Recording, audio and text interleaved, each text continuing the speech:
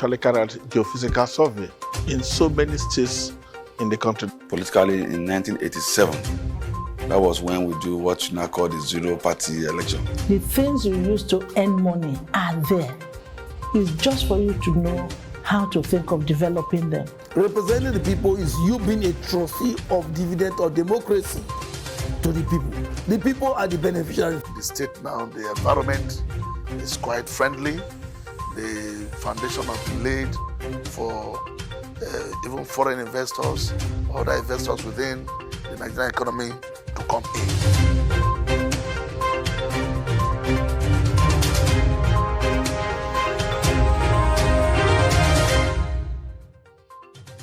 It's interesting to have you join us once more on your personality program, Deltascope. Deltascope is a weekly magazine program that profiles the good works of some social, economic, and political leaders who have contributed their own quota to the development of Delta State and Nigeria at large. My name is Isioma Adibe. On today's episode of your personality program, our media crew met with a very interesting personality, a man who has served in various strategic campaigns, committed to the past governor and the incumbent governor of Delta State. He also contributed his own quota to the development of Delta State. He has a record service to humanity and, of course, an employer of labor. We are talking about Honorable Ngozichukwuka Esenwah. Let's meet him and hear what he has for us today.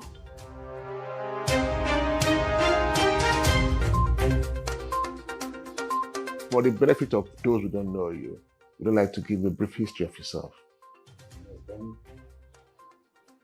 Some 60 years ago. Okay. To a humble family, my mother veteran, my father Barnabas, my mother hails from a loser. Okay. So that comes from a la, so I can say I'm a la person. Okay. A la is in the north. There's a town just before the Busa extreme there. You've been around Lagos, everywhere, Port Harcourt, you know. Is that, when I said that, is either two things come to my mind. Either your father was a policeman or he was a teacher. Which one was he? Well, he was a teacher. Okay. But I didn't move around on account of that. Okay. In fact, I was barely 7 years when he died. So I can't say I really was 7 years, quite small age, young age. So my movements basically was my mom, and then my mom had to remarry when my father passed on.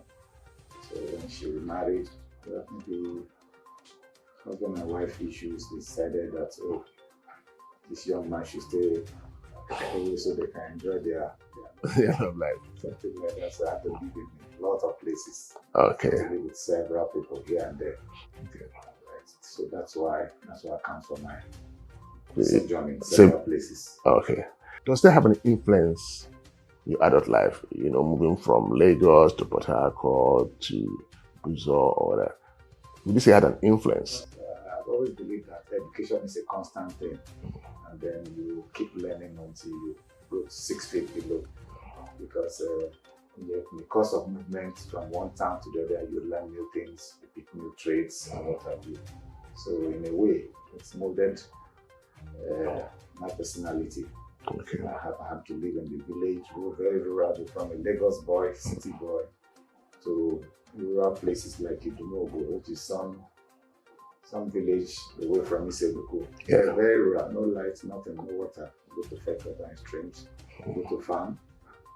But I used to cross from Idumogo when I was in the primary 6 then. We crossed from Idumogo, we're selling Pitima, from selling Pitima across to Cholona and to one village called Atuma. Okay. It's a high town anyway, it's a big place now. To do farm work, we go on bicycle, and then we'll go back. Same day. Okay.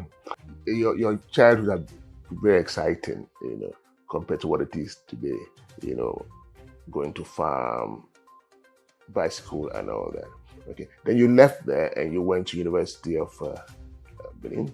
I started off with Ife and then later on Benin. Okay. The regular at Benin. Okay.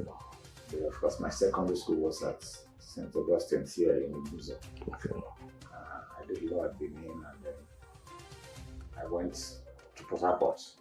I served in Port Harcourt, and I worked briefly there before I ran back to Lagos. The law was Lagos, because Port Harcourt was then quite small, quote unquote. You know everybody from one end of the town to the other. Yes. You're a banker in Port Harcourt. Yes, I served with the bank. I also was doing my local practice, and then I worked with them briefly. But I wasn't really caught out for banking.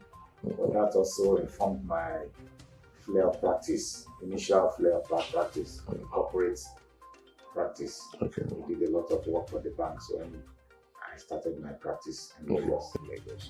At what point did you come back home? I ran for election from Lagos. I had started as far back as 1995.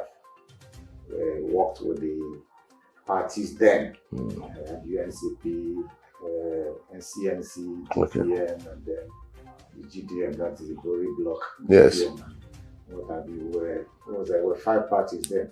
But UNCP was quite strong then in Delta. So GDM was also closely following us. You won an election, then it became truncated, and everything was zeroed again. How did it make you feel? Well, naturally, as a man, you feel sad, but then I move on. I never cry about split milk. I look to the future. I always plan for the future. Move on. Now, why did you get into politics? I mean, every man is a politician, but I mean, not every man is a practicing, active politician. Why did you get into politics? It's all about service. It's all about development. And growing up, you felt the pain. You saw it. You know, the average Nigerian is, I wouldn't say indigent, but we're all managing to keep afloat from time. And then there are basic things that need to be available, which unfortunately now are going away from the reach of many. So you find that society is getting more strenuous and more tedious to live in. And then you just can't sit by and then watch. You just do your little. Yes, you can't change the world overnight, but you just do your own bits. So it's basically about service. Have you looked at your people and see what they want? The intention basically is to see where we can to improve the quality of life.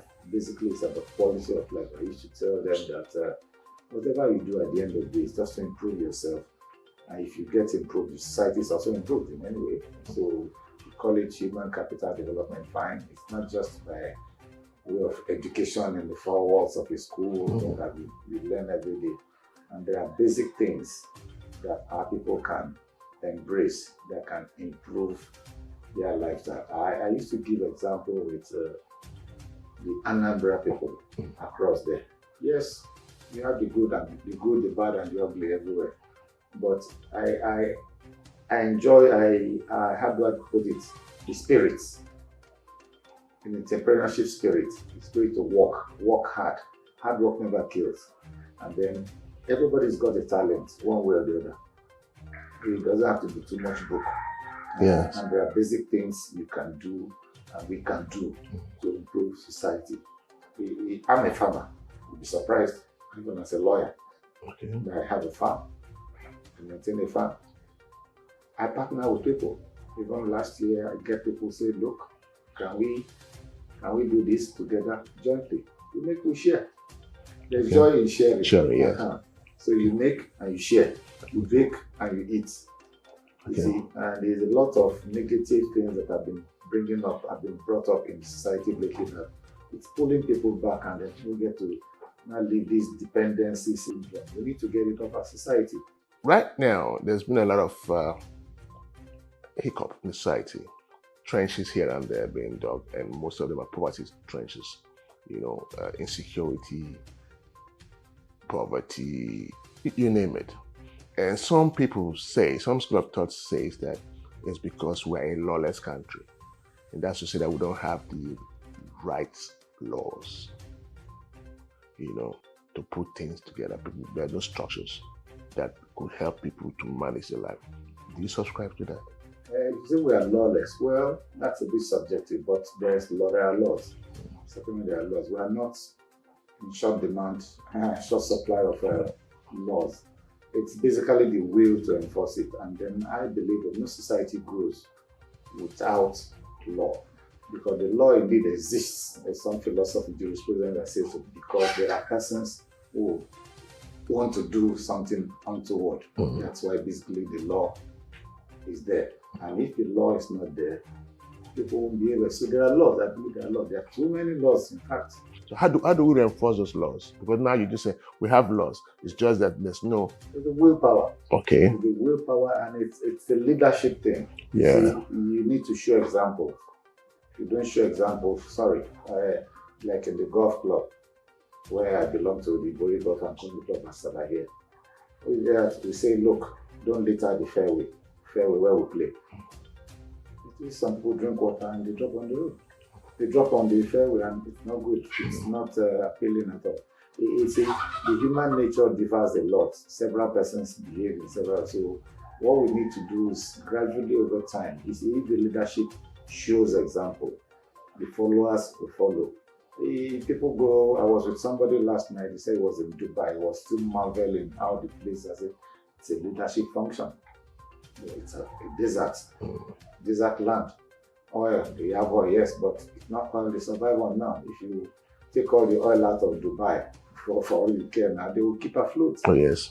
So you see, it's a leadership thing. Basically, if the leader says something and does some other thing, where you should say there's a law that says we should all do this way, and some are doing the other way, you find the conflict in society. Okay, you are a lawyer. Right. Okay, you are a politician. And you're also an indigene of your place.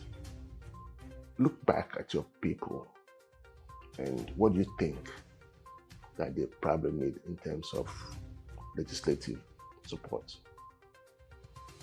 Laws, as a legislator, basically, let me put it that way, going to the House of Assembly or being there, what are you to do or what are your plans?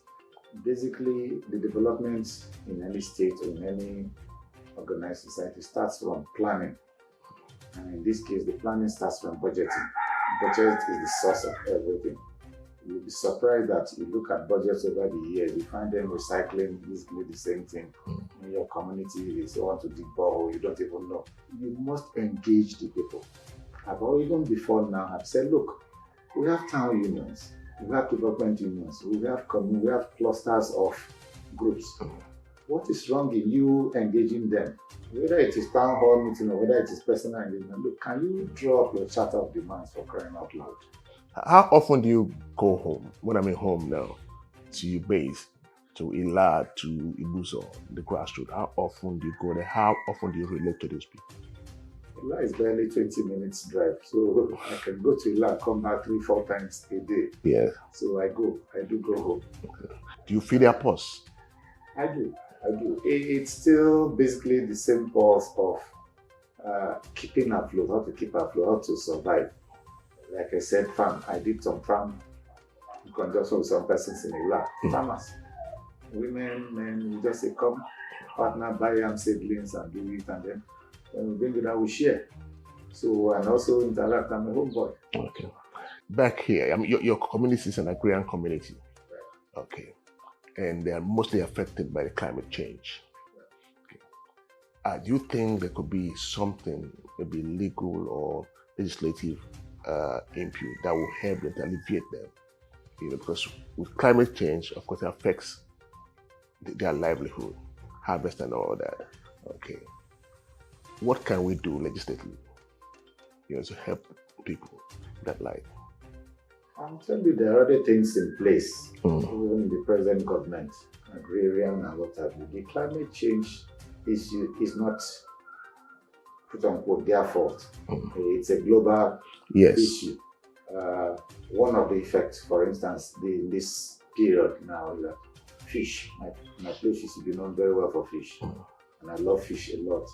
And the numbers, the volume, the catch is going down. The waters didn't come much this last year, they said, and so as a result, fish is not available. So you begin to wonder. So it's going away.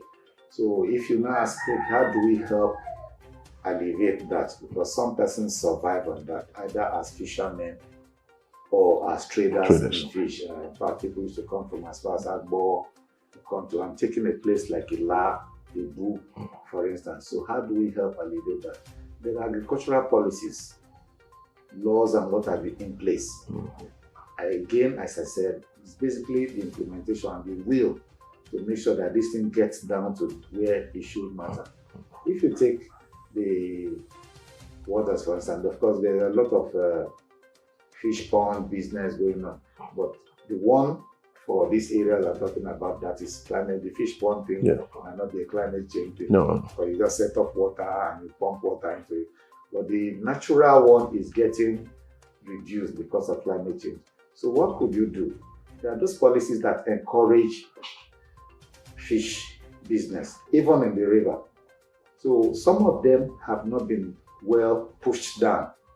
For the fish car farm, I won't call them fish farmers.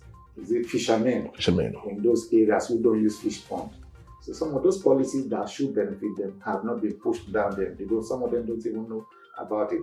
So at the legislative angle, for instance, you need to engage the agencies, the MDAs that are involved, and look, you need to get down to these places. There used to be what we call agricultural extension workers in the past. So we will need to see how we can get and some people bring them down. A lot of people are stubborn about learning, but somehow when they see, they will take. Yeah. There are various ways of teaching people. Let's come back to you're a party man from days of UNDP to DGM to present PDP. What have you been doing with PDP as a party man? What PDP needs? Support from time. I never wavered since I joined PDP, and there are no point in time. All the elections have been involved in our own way to make sure that we win. Do you think your people have had robust representation? When I mean your people now, I'm from my community. Your community, are they properly represented, robust representation, where we don't have to say no, we do that? Do you think they're properly represented? Because I think you're interested in representing them. Well, if I say so, some would say I'm judgmental. In my opinion, you can do better. Okay. You can certainly do better. Okay. And there are seasons for everything. The season is about going now. With His Excellency Dr. Ifeanyi Okowa in Sado, I'm sure you will also attest to the fact that there's been a change and there's been some difference in governance and delivery of deliverables, what people need. And that's not to say we have surpassed all the marks we need to do. It's a continuous process. We can do better. What area do you think we can do better?